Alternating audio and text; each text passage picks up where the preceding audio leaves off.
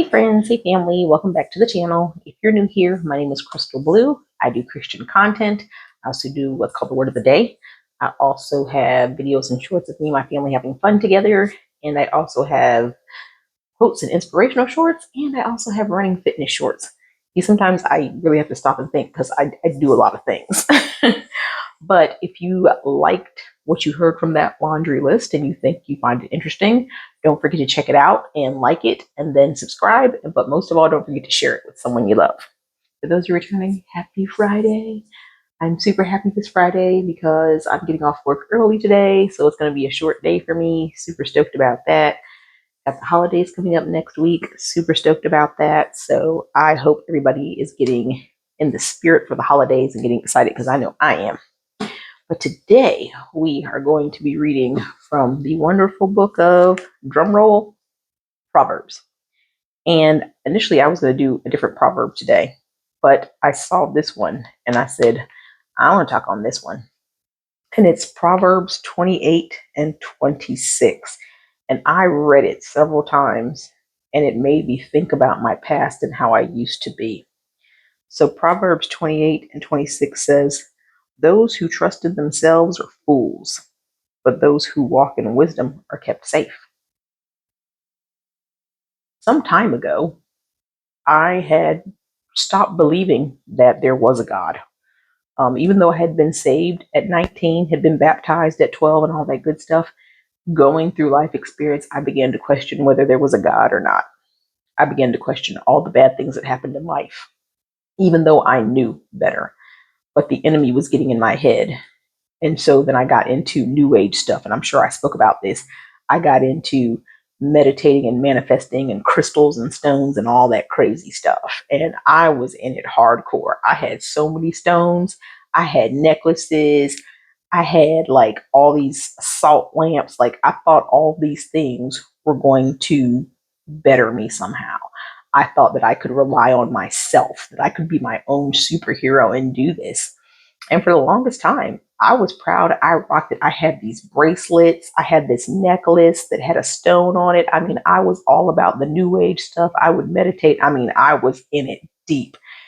And then once some things happened in my life, it made me remember you're not your own God. You're not. God has made us in his image. He has made us to rely on him and depend on him for everything that we need. If we could do everything ourselves, then he wouldn't be around. We wouldn't need him.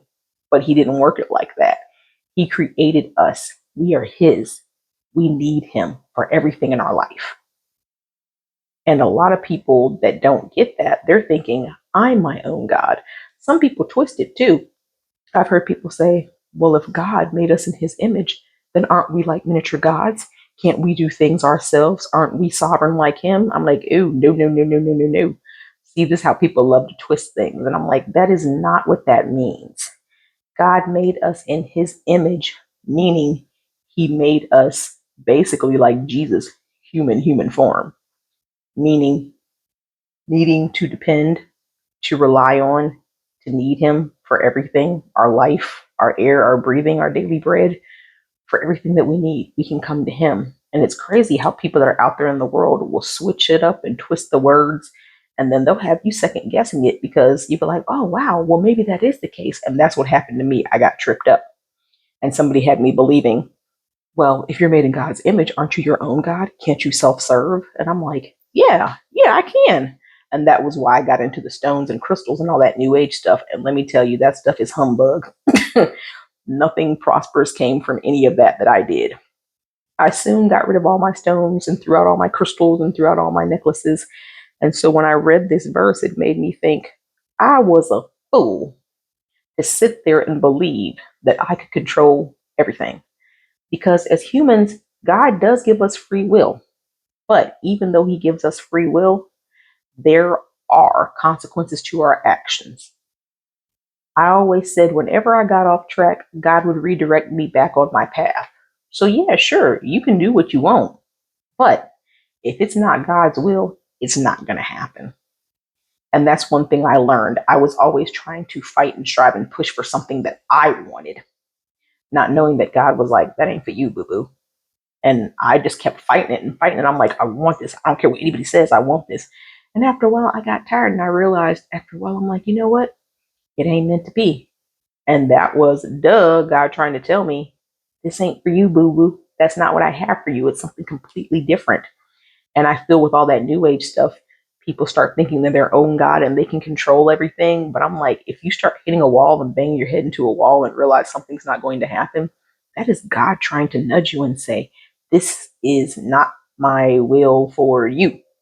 And it took me a long time, a decade of stubbornness and hard headedness and thick headedness, which I come by naturally because I came out of my mom's womb being stubborn and very willful. And as an adult, it did not serve me. And I found that out much later in life. Thank God. I came to the realization I am not my own God. I cannot self serve. I need Him for everything. And so when I read this verse, I was like, man, that hits because it's just like I was a fool. I was legit an idiot to think that I could do this by myself. And then the second part says, but those who walk in wisdom are safe, are kept safe. And this is what I had forgotten about. When I got saved at 19, I was super young. I was in college. I didn't know what I was doing. I got saved and I went right back out there in the world and started doing crazy stuff. And I forgot. I forgot where my wisdom came from. I forgot where my help came from for a long, long, long, long time. And it took me a long time to remember this.